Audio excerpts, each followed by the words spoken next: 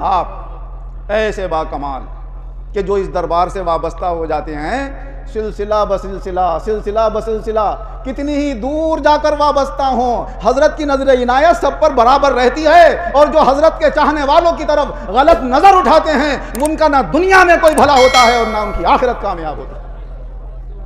حضرت کے ایک چاہنے والے حضرت شاہ عبد الوہاب صاحب، جو آپ کے خاص مرید اور آپ کے خلیفہ بھی تھے، حضرت نے پنجاب والوں کی اصلاح کے لیے وہاں پر بھیج دیا، اور ایک مقام دوق میں وہ رہنے لگے۔ وہاں پر پہلے سے بھی کوئی بہت بڑے شیخ اور پیر تھے جن کے سینکڑوں مرید تھے، ان کا نام تھا فضل احمد۔ حضرت کے چاہنے والوں کی شان ہی عجیب ہوتی ہے، ایسی بے نیازی، ایسی سادگی کہ جو دیکھتا چلا جاتا ہے عاشق ہوتا چلا جاتا ہے۔ یہی حال حضرت شاہ عبد الوہاب صاحب کا ہوا کہ جب لوگوں نے ان کے اوپر نظر ڈالنا شروع کری، ان کی صحبت میں بیٹھے تو فضل احمد صاحب کو تو بھول گئے، سب عبد الوہاب صاحب کے پیچھے لگ گئے۔ اب ہیں تو یہ ہیں، بھیڑ لگنے لگی لوگوں۔ فضل احمد کو ان کے بعض مریدوں نے بتایا، حضرت اب لوگ ادھر آ ہی نہیں رہے، سب کی بھیڑ عبد الوہاب آئے ہوئے ہیں، کوئی رامپور سے ان کے پیچھے لگی ہوئی ہے۔ تو ان کے دل میں کچھ زیادہ کامل نہیں ہوں گے، دنیا کی کہیں نہ کہیں جگہ ہوگی دل میں، تو یہ دنیا لڑاتی ہے اور دین ملاتا ہے۔ اگر کامل اللہ کے ولی ہیں تو وہ اس کی پرواہ نہیں کرتے ہیں کہ کس کے پاس بھیڑ لگ رہی ہے اور کس کے پاس نہیں لگ رہی ہے۔ شیخ سعدی رحمۃ اللہ علیہ فرماتے ہیں، دو بادشاہ ایک ملک میں نہیں سما سکتے مگر 10 اللہ کے ولی ایک کمبل میں سو سکتے ہیں۔ انہیں کوئی فکر نہیں ہوتی ہے اللہ کے ولیوں کو، جس کا دل چاہے آئے، جس کا دل چاہے پائے۔ کیوں؟ وہ جانتے ہیں کہ جس کے ساتھ جو ہو رہا ہے وہ اللہ کے فیصلے سے ہو رہا ہے، اور جو کسی کی عزت اور عظمت اور شان و شوکت سے حسد کرے گا تو وہ اللہ کی تقسیم سے ناراض ہو رہا ہے، اور جو اللہ کی تقسیم سے ناراض ہو رہا ہے اللہ اس سے راضی نہیں ہو سکتا۔ اللہ کی رضا دیکھتے ہیں یاد۔ بس یہی ہوا، فضل احمد دل میں حسد پیدا ہونے لگا، اور اتنا حسد پیدا ہوا کہ انہوں نے یہ سوچا کہ بھائی خود تو اتنی تیز رفتار ہے نہیں کہ دوڑ کے آگے نکل جائیں، لاؤ ٹانگ کھینچو ان۔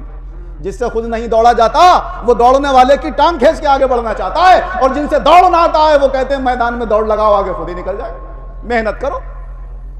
اور اس نے یہ ترکیب بنائی کہ ایک دعا ہوتی ہے جسے دعائے سیفی کہتے ہیں، اگر اسے کسی کی ہلاکت کی نیت سے پڑھا جائے تو جس کے نام سے پڑھا جائے اس آدمی کا انتقال ہو جاتا ہے، ہلاک ہو جاتا ہے۔ فضل احمد حضرت شاہ عبد الوہاب صاحب کے خلاف دعائے سیفی پڑھنے لگے۔ حضرت کو کسی نے بتا دیا شاہ عبد الوہاب صاحب کو، صاحب آپ کے خلاف دعائے سیفی پڑھی جا رہی ہے، اب خیر نہیں ہے۔ کہا میں گھبرایا اور میں نے آنکھیں بند کر کے حضرت کی طرف توجہ کی، حضرت یہ تو میرے خلاف دعائے سیفی پڑھ رہا ہے۔ حضرت نے فرمایا گھبرانے کی کوئی بات نہیں ہے، ارے حضرت عمر بھی تو تلوار لے کے آئے تھے محمد مصطفیٰ کو قتل کرنے کے لیے، مگر وہاں پر حضرت حمزہ نے کیا فرمایا تھا؟ آنے دو، اگر آتا ہے تو اسی کی تلوار اسی کی گردن پر ہوگی، فکر مت کرو ہم انہی کے چاہنے والے ہیں، یہ جو تلوار تمہارے خلاف چلا رہا ہے یہ تلوار اسی کی گردن پر ہوگی۔ جو یہ فرمایا حضرت نے تو اسے بخار آ گیا فضل احمد، اور اتنا تیز بخار آ گیا کہ وہ دعا نہیں پڑھ سکا۔ اس کا ایک خاص خلیفہ اور مرید تھا، کہ تو پڑھ دعا ہے اس کو چھوڑنا نہیں ہے، اگر جب تک یہ مرے گا نہیں ہمارے چاہنے والے پیدا نہیں ہوں گے۔ کہا اس نے دعائے سیفی پڑھنا شروع کری، اسے بھی بخار آ گیا۔ آخر کار انہوں نے ارادہ چھوڑ دیا کہ بھائی ان کے خلاف پڑھنا آسان کام نہیں ہے، وار کرتے ہیں دوسرے کے اوپر، تیر لوٹ کر اپنے ہی آ کر لگتا ہے، ان سے مقابلہ ہم نہیں کر سکتے۔ حضرت شاہ عبد الوہاب صاحب فرماتے ہیں کہ جب میں نے یہ دیکھا کہ اللہ نے ان حاسدوں کو ناکام کر دیا تو چلو انہی کو خوش ہونے دو، یہی یہاں کے مریدوں کو اکٹھا کرتے رہیں، ہم کہیں اور جا کر اپنا بسیرا بنا لیں گے، ڈیرا ڈال لیں گے۔ تو حضرت نے خواب میں آ کر فرمایا عبد الوہاب ہمارا مرید نہیں بھاگتا ہے، تمہیں وہیں پر رہنا ہے، اب اس کو یہاں سے بھگانا یہ ہمارا کام۔ بس یہ حضرت نے فرمایا اور وہاں پر زلزلہ آ گیا۔ زلزلہ ایسا تیز آیا کہ وہ اور اپنے سارے مریدوں کو لے کر وہاں سے بھاگا۔ دوسرے گاؤں میں گیا وہاں پر زلزلہ آیا، تیسرے میں گیا وہاں زلزلہ آیا، 18 گاؤں اس نے پار کر دیا، تب کہیں جا کر زلزلہ رکا۔ یہ ہے حضرت کی شان، جو ان کے چاہنے والوں کی طرف غلط نظر اٹھاتے ہیں ان کی کوئی خیر نہیں ہے، ان کا نہ اللہ حامی ہوتا ہے نہ اللہ کے رسول، کیونکہ حدیث قدسی ہے، اللہ تبارک و تعالی فرماتا ہے من عاد لی ولیا فقد آذنتہ بالحرب، جو میرے کسی ولی سے دشمنی کرتا ہے وہ سمجھ لے اس سے میرا اعلان جنگ۔ ارے حضرت کا تو بڑا اونچا مقام ہے۔ یہ عبد الوہاب صاحب والا واقعہ جب میں پڑھتا ہوں یا بیان کرتا ہوں تو مجھے اپنا واقعہ یاد آ جاتا ہے کہ ہم تو بڑی دور جا کے وابستہ ہوئے ہیں حضرت پیر و مرشد مولوی ریاض الدین صاحب سے، سلسلہ بسلسلہ، کیونکہ حضرت کے مرید ہیں شاہ امام الدین صاحب، امام الدین صاحب کے شاہ احمد علی صاحب، شاہ احمد علی صاحب کے شاہ خان محمد صاحب، خان محمد صاحب کے وزیر محمد خان صاحب، وزیر محمد خان صاحب سے میاں ممتاز حسین صاحب بھی، اور مولانا شاہ وجیہ الدین احمد خان صاحب رحمۃ اللہ علیہ، اور پھر وجیہ الدین صاحب رحمۃ اللہ علیہ سے ریاض الدین صاحب۔ تو کتنی کڑیوں کے بعد ایک کڑی آ کر جڑ رہی ہے۔ تو میرا واقعہ یہ ہوا کہ جس زمانے میں دارجلنگ کی جامع مسجد میں امامت کیا کرتا تھا، وہاں ایک بنگال کے قاری صاحب تھے، وہ تعویذ گنڈے کیا کرتے تھے، لوگوں کے علاج کیا کرتے تھے۔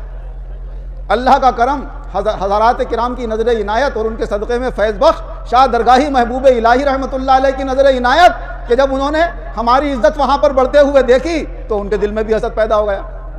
اور ایک دن وہ ایک ٹوپی لائے جمعے کے دن نماز سے کافی 1-1.5 گھنٹہ پہلے، اور بولے حضرت مصلح امت خطیب اعظم اگر آپ یہ ٹوپی اوڑھ کے نماز پڑھائیں گے تو دیکھیے آپ کا خطبہ کتنا شاندار ہو۔ میں نے لاؤ قاری صاحب لاؤ یہ اوڑھ لیں گے، اس کے اوپر صافہ باندھ لیں گے۔ میں نے جیسے وہ ٹوپی سر پہ رکھی میرا سر گرم ہونے لگا۔ یہ حضرت کا دربار ہے، یہاں جھوٹ نہیں چلتا ہے، یہاں بالکل حقیقت ہوتی ہے، سچی سچی۔ اگر ذرہ برابر ادھر سے ادھر ہو گیا معاملہ تو خیر نہیں ہے، بالکل سچا واقعہ سنا رہا ہوں آپ کو، اپنی آنکھوں کا اپنے اوپر گزرا ہوا۔ یہ ٹوپی اوڑھ لی، ٹوپی میں نے سر پہ رکھی، سر گرم ہونے لگا۔ میں نے ٹوپی اتار کے دیکھا، کپڑے کی ٹوپی تھی تو اس میں تعویذ سلے ہوئے، تو وہ ٹوپی تو رکھی میں نے ایک طرف کو، پھر اپنا خطبہ وغیرہ دیا۔ مگر مشکل سے چند دن گزرے ہوں گے کہ قاری صاحب پاگل ہو، اور اتنا پاگل پن ان کے اوپر سوار ہوا کہ لوگوں کو گالیاں دینے لگے، عورتوں پہ غلط ہاتھ ڈالنے لگے، جگہ جگہ پٹنے لگے۔